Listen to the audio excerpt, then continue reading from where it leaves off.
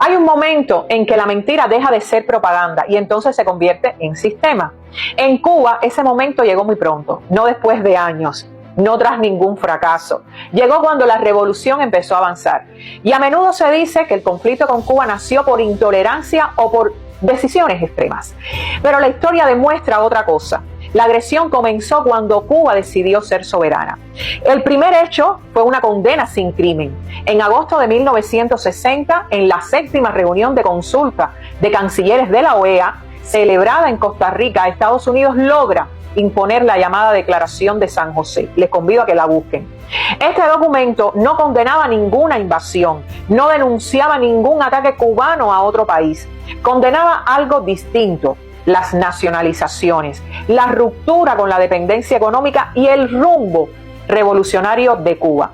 En aquel momento, México fue el único país que no se sumó a esa condena. El resto cedió a la presión.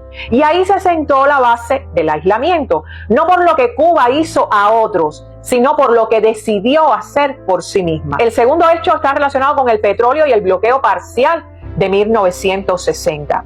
En 1960, y valga la redundancia, Cuba no producía petróleo. Todo el combustible se importaba. Y las refinerías que funcionaban en el país, la ESO, la Texaco de Estados Unidos y la Shell, que era mitad británica, mitad americana, eran empresas extranjeras instaladas en el territorio cubano. Cuando Estados Unidos decidió presionar a la revolución, una de sus primeras medidas fue cortar el suministro de petróleo. Para que el país no se paralizara, Cuba compró petróleo a la Unión Soviética, algo completamente legal para cualquier país o estado soberano.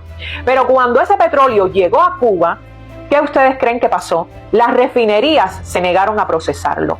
No por razones técnicas, no por falta de capacidad. Se negaron porque obedecían órdenes del gobierno estadounidense. Y eso habría dejado al país sin transporte, sin electricidad, sin industria.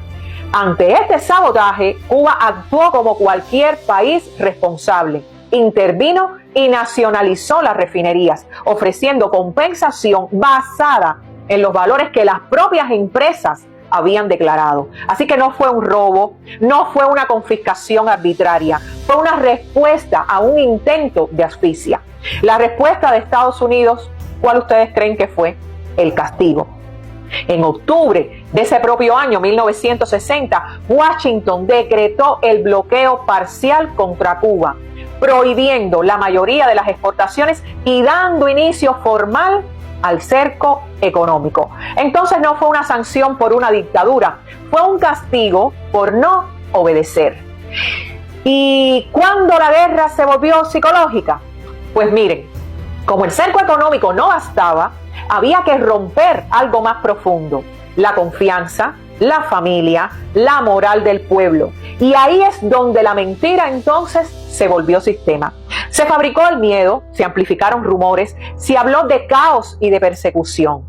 Entre 1960 y 1962 se ejecutó la Operación Peter Pan, donde más de 14,000 niños cubanos fueron enviados solos a los Estados Unidos tras una campaña que aseguraba falsamente que el Estado les quitaría la patria potestad a sus padres. No existía ninguna ley que permitiera eso, nunca existió. Eso fue una guerra psicológica, no con tanques, sino con pánico inducido.